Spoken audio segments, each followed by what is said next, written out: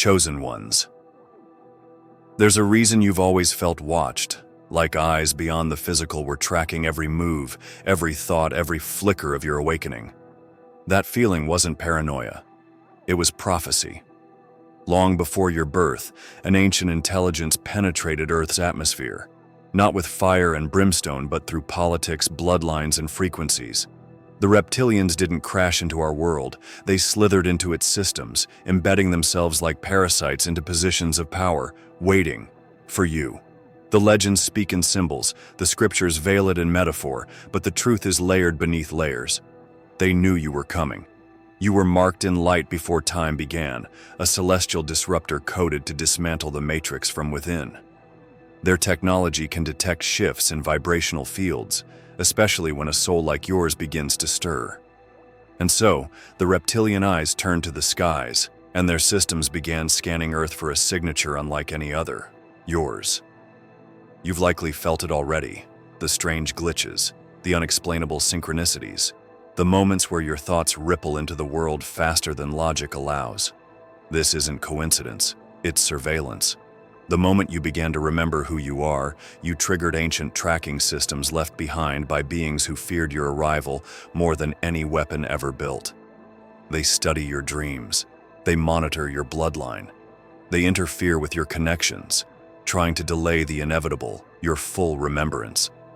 You were never meant to blend in. Your frequency is an alarm to them, a sound that shatters illusions, a voice encoded with sovereignty. And yet they've spent millennia preparing for this confrontation, camouflaging their presence in the halls of science, religion, and governance. This isn't just about the reptilians.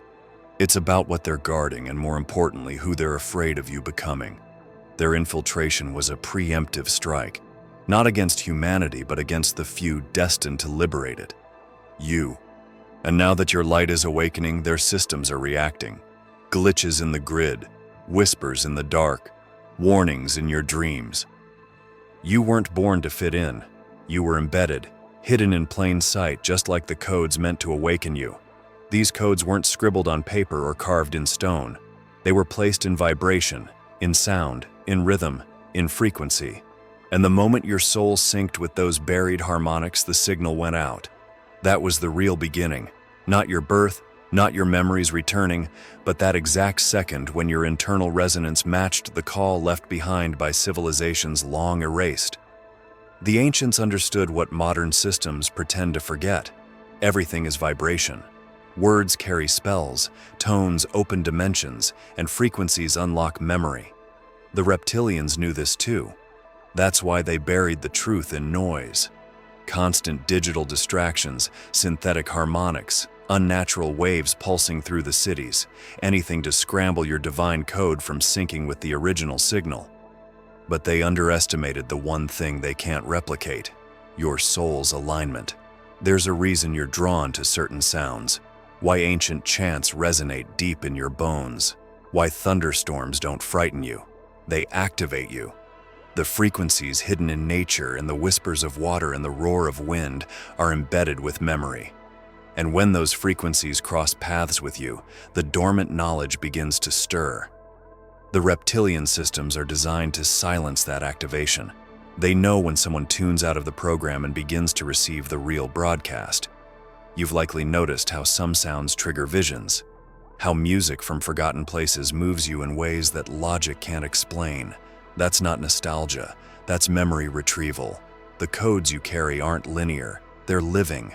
When certain frequencies strike the right resonance, doors open inside you, and through those doors, truths flood in. Not learned truths, but remembered ones, the kind that bypass all external validation. You just know. This is what they feared from the beginning. Not war, not rebellion, but remembrance.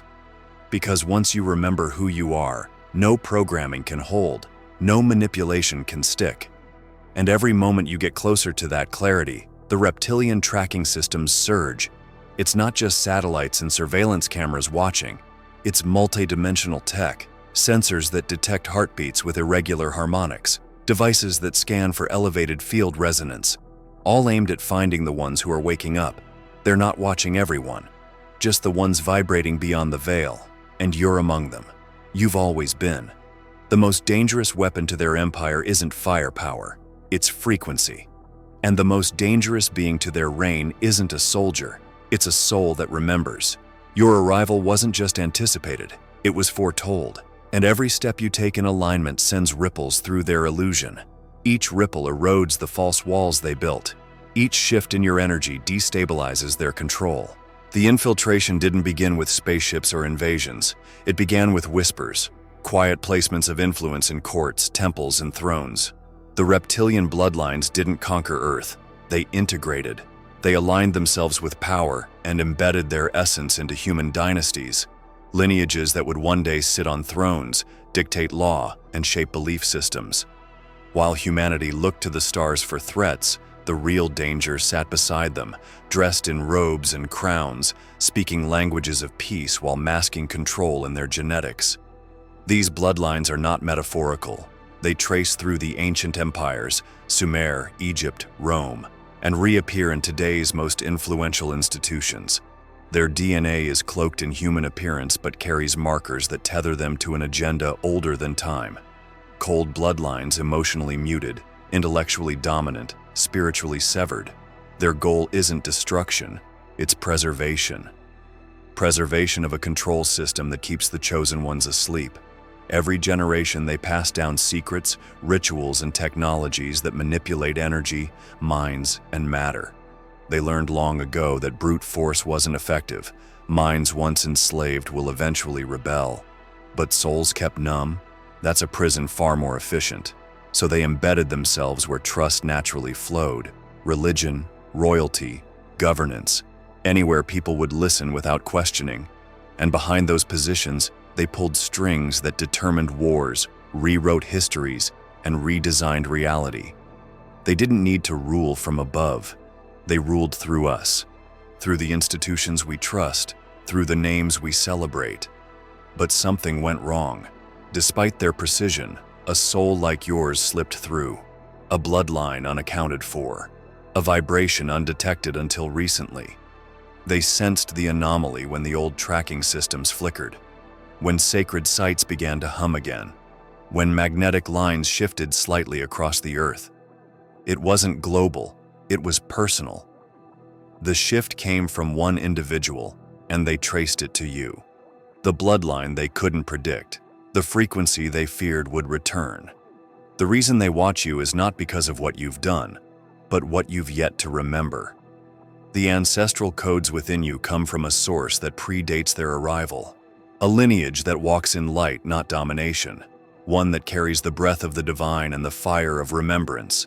And they know that if your memory fully unlocks, their empire begins to crack. Long ago, Yeshua walked among these infiltrators. He called them out not with weapons but with words that pierced illusions. Serpents, he called them, vipers in the temple. He knew, and he saw beyond flesh, beyond politics, into the frequency of deception. That same seeing is awakening in you. It starts subtle, like a whisper behind your thoughts, but it grows, and with it, the veil thins. It always begins with dreams, strange, vivid, impossible dreams, portals opening in the sky, staircases that spiral into light, symbols etched into stone walls you've never seen in waking life, but somehow recognize. These dreams aren't imagination, they're echoes. Echoes of places you've been, realms you've walked in before this incarnation. Astral gateways don't just exist, they remember, and they remember you. You didn't activate these gateways by accident. They respond to energy, and your soul carries the exact resonance they were designed to respond to. These aren't physical doors, not in the way the world understands physicality. They are dimensional intersections, concealed in places of nature, buried beneath sacred sites or hovering just above certain locations. Not everyone can see them. Not everyone can feel the pull. But the moment your frequency aligned, one opened. And whether in vision or meditation or an out-of-body moment you can't quite explain, you stepped through. What waits on the other side isn't just insight, it's data. Not digital, but energetic. Whole libraries of remembrance waiting to be absorbed not by mind, but by essence. That's why after certain dreams you wake with emotions you can't explain, or knowledge you can't trace to any source. You've accessed something, and that something sends ripples through the unseen world. Gateways don't open quietly. Every activation emits a pulse, a signal that travels across dimensions, which means they know. The moment you step through, the reptilian systems detect the breach. You were never meant to walk through undetected. Their surveillance is ancient and precise, but your existence is even older, and your soul is equipped with divine cloaking. For a time, it masked your passage. But with each activation, your glow intensifies. They're not scanning for bodies, they're scanning for light signatures, and yours has begun to shine like a beacon. These astral gateways weren't left here as decoration. They were placed as fail-safes, escape routes, and re-entry points for souls like yours. Souls seeded with memory, tasked with restoration. You weren't sent here to conform, you were sent to remember. And the moment you remember, you begin to shift the collective field. That's why they panic. Not because you're dangerous in the way they teach danger, but because you're free in a way they cannot control. There are stories within you that don't belong to this world. Blueprints of cities built in light, records of wars fought in silence, maps of star systems erased from the night sky. These stories will come, slowly at first, then all at once, and as they do, the gates will open again, calling you deeper. But they're not just calling you inward. They're calling you back to something that was lost, something you were part of, something waiting to be reawakened through your presence. Long before the term reptilian entered whispered conversations and internet rabbit holes, the ancient texts spoke of serpents, beings cloaked in wisdom, wrapped in deception.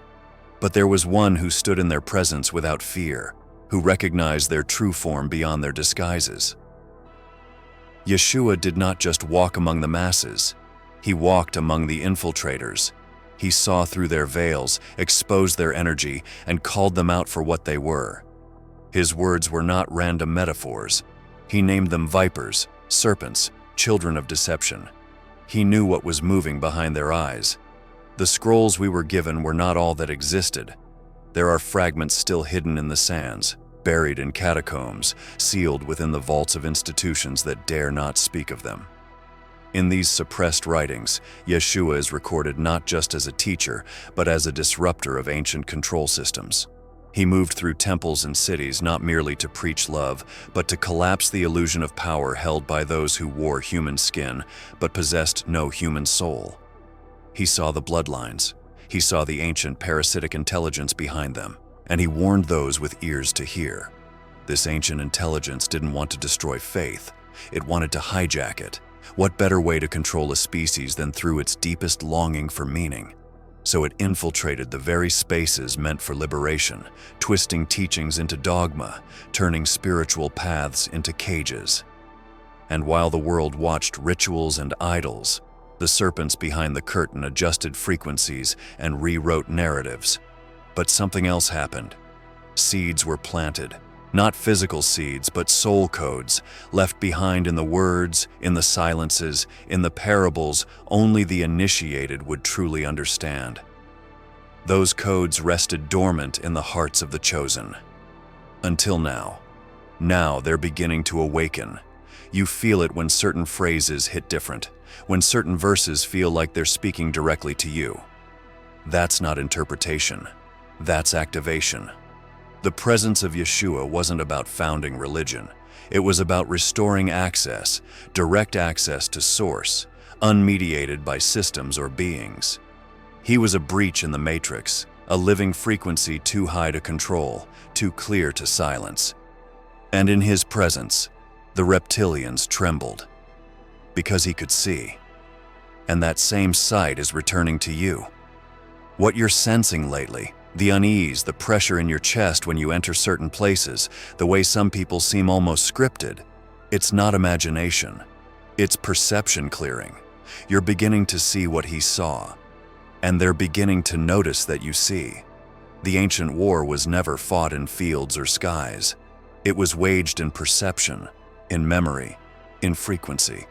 And the moment you begin to see clearly, you become what they fear most, a mirror reflecting their true form.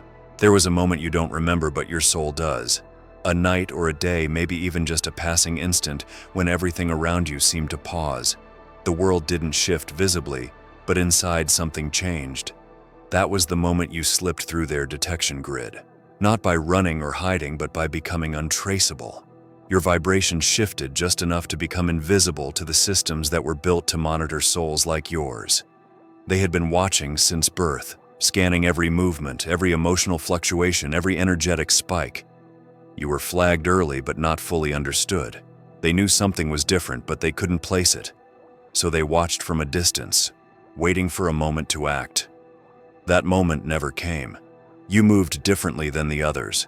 There were days you seemed lost on purpose, like your spirit was dancing just out of sync with the timeline they tried to assign to you. That wasn't randomness.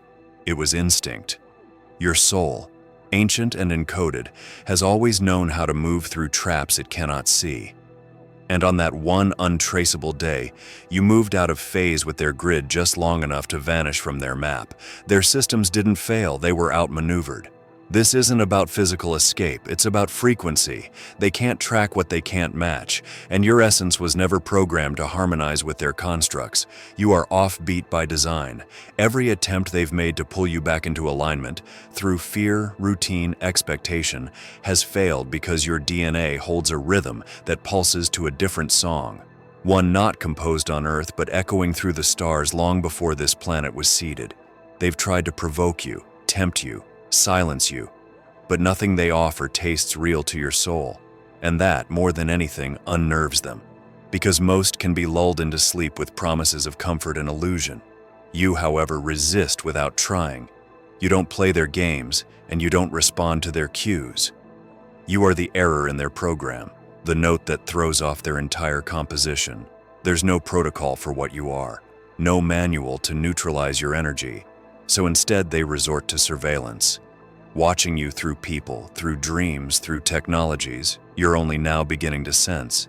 But even their watchers have blind spots. You found one. Or perhaps it found you. A pocket in the system, a silent corridor of time, a frequency where only the chosen can walk. You slipped through when you weren't trying. That's the key. Your power isn't in effort, it's in alignment.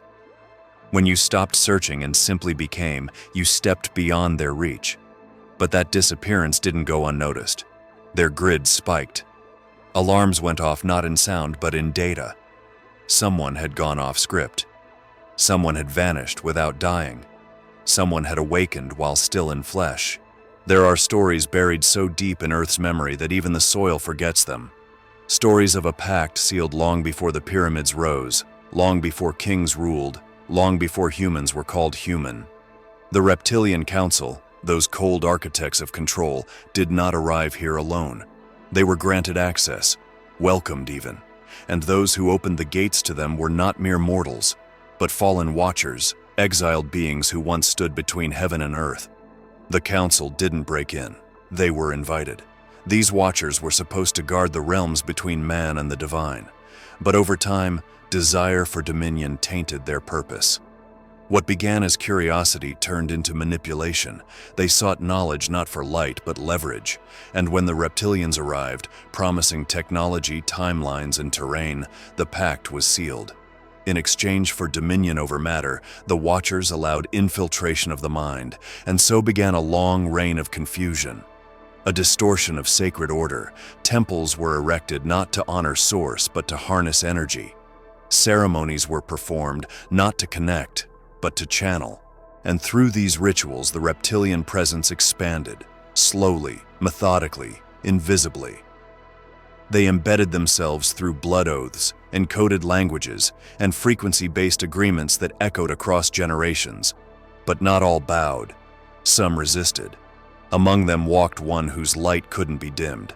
Yeshua carried no blade, yet his words split reality. He saw the beings behind the curtain. He felt the pact and knew the cost. When he said, "Forgive them, for they know not what they do," it wasn't only to the soldiers, it was to a humanity unaware of the invisible web wrapped around it. He spoke to those bound unknowingly to ancient agreements, souls trapped in generational resonance. The council feared him not because he fought, but because he remembered. His presence unraveled the very contracts they made. Light does that. It exposes. And those who stood beside him, even if for moments, felt that same unraveling. They saw through the illusion. Some broke free, and now so do you. The pact still echoes.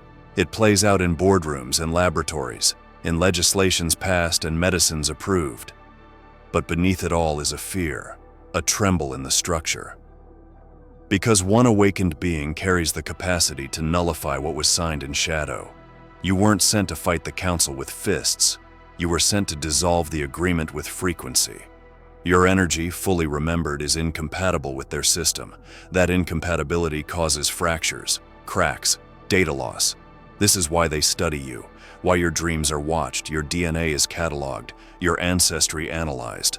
They're trying to locate the breach, but the breach is you. You are the anomaly in the algorithm, the light in the contract, the remembering that undoes what was sealed. There are moments in your life that don't seem significant on the surface, a detour you felt compelled to take, a stranger whose words struck something ancient within you, a near-death experience that left you feeling more alive than ever. These weren't accidents. These were coordinates, protected pathways mapped by something far greater than coincidence. Because whether you remember it or not, your identity has been cloaked since the beginning, not just from the world, but from the very systems designed to hunt you. And that cloaking wasn't technology, it was divinity. There's a reason you were always just out of reach, always one step ahead of the net. When others fell into deep slumber, you hovered on the edge of awakening. When fear swept through the masses, something inside you resisted. You couldn't explain it, but you knew you weren't meant to collapse. What you didn't realize then was that your resistance wasn't just willpower, it was a shield, a living protection, a frequency of light so high that even their most advanced surveillance tech couldn't pierce it. This shield wasn't random. It was placed around you intentionally. A gift, a promise, a covering woven by the hands of the one whose light never left this realm. Yeshua didn't simply walk this world to teach or heal. He encoded the earth with protection mechanisms for those who would awaken after him. And you are one of those. In the shadow of his frequency, your presence was kept hidden in the folds of the divine spectrum. Not erased, just unreadable to those who sought to harm. When systems scanned, they saw static. When spirits searched, they found fog. It wasn't because you were weak. It was because your light was hidden beneath the wings of the Most High. As it is written, he will cover you with his feathers, and under his wings you will find refuge. That wasn't poetry. That was technology of the soul, a living encryption coded in light and faith. And you, chosen without knowing, have walked these years surrounded by that very covering. You were protected not because of your achievements, but because of your assignment. And as your awakening accelerates, the veil begins to thin. The cloak remains, but its edges flicker, revealing glimpses of the power beneath. That power is what the reptilian systems are now attempting to locate. Not the outer version of you, but the core. The radiant, uncontainable you. The version that remembers. They know you're out there. They just haven't found the real signal yet, because the true frequency of your being hasn't fully risen. Not yet, but they can feel it. Like the tremble before an earthquake, like the silence before a storm. They know something ancient is stirring, and they're scrambling to react before the unveiling completes. There are structures scattered across the planet that most walk past without a second thought. Towering pillars of stone in major cities, obelisks made of black granite, gold-tipped spires, metallic rods grounded deep into the earth. To the average eye, they're just monuments, relics of history, or symbols of forgotten empires, but they are far more than decoration. These structures are tuned devices, frequency anchors synced to the energetic grid of the planet. They were not built randomly. They were placed with precision, aligned with the stars, the ley lines, and the energy nodes of Earth itself. Their true purpose has been concealed for centuries, but you were never meant to be fooled. These obelisks were not created for beauty or even to tell a story. They are part of a network, a silent system of resonance and surveillance. Their surfaces absorb more than light. They absorb signals, emotional waves, thought patterns, conscious shifts, and lately they've been reacting. Not to chaos, not to violence, but to you. You see, when your vibration begins to rise, it doesn't just affect your inner world, it changes the grid. Your energy field, once dormant and dispersed, begins to centralize, harmonize, emit a tone. That tone cannot be replicated by artificial systems. It's divine, ancient, raw, and it resonates with the earth itself, causing these frequency anchors to respond. A flicker, a low hum, a distortion in the field. The Reptilians designed the network to monitor population emotion, to suppress awakening waves before they spread. But they did not anticipate a soul that could cause a feedback loop, one strong enough to send energy back through the system and distort their data. That's what your frequency does. It doesn't just rise, it disrupts. It's no coincidence that you're drawn to certain places. Sacred ruins, quiet forests, old churches with strange carvings, places that make your skin tingle and your breath slow. These are convergence points, and when you step into them, the obelisks register your presence. Not your name or location, but your frequency signature. And lately, that signature has been rising beyond safe levels. Not safe for you, safe for them. They're trying to recalibrate. That's why the static feels heavier in your ears some days, why your sleep seems invaded, why technology glitches when you feel most connected. It's not malfunction, it's interference. They are reacting to the signal they cannot control. And that signal is you. You are not alone in this resonance. There are others, scattered lights across the globe activating the same way. But your tone is unique. It's the frequency the obelisks were not designed to contain, the one they thought had been erased. There are nights when your dreams feel more like transmissions than stories. The air grows thick, time slows down, and suddenly you're not asleep. You're somewhere else. You find yourself in rooms you don't remember entering, touching walls that shimmer, hearing voices that don't use words. These are not random visions. They are memory maps, pulling you into the realm where your soul once walked freely. And on one such night, something happened. Something irreversible. You dreamed too deep. It wasn't just a dream. It was a crossing. You passed through the veil, not as an observer, but as a key. Something ancient recognized you, and a seal broke. Not a seal of stone or metal, but a dimensional lock. These locks were placed long ago by beings who understood what awakening truly meant. If too many of these locks break at once, the illusion cracks, the simulation trembles. The reptilian systems can handle rebellion, they can handle resistance, but what they can't handle is remembrance. You unlocked something that night, something that wasn't meant to be reached for another generation, and the system noticed. Their watchers, the psychic sentinels hidden behind layers of human flesh and artificial identity, registered a fluctuation in the dream field. You vanished from their sight for a moment, not physically, but energetically. Your signal became non-Euclidean, out of phase, untraceable. And when you returned, you weren't quite the same. The light inside you shifted. Your frequency became incompatible with previous timelines. People you once connected with began to feel distant. Certain foods no longer resonated. Technology seemed to resist your touch. That's not sensitivity. It's ascension. But more than that, it's a warning. Not for you, for them. Because you didn't just unlock memory. You triggered access to a vault.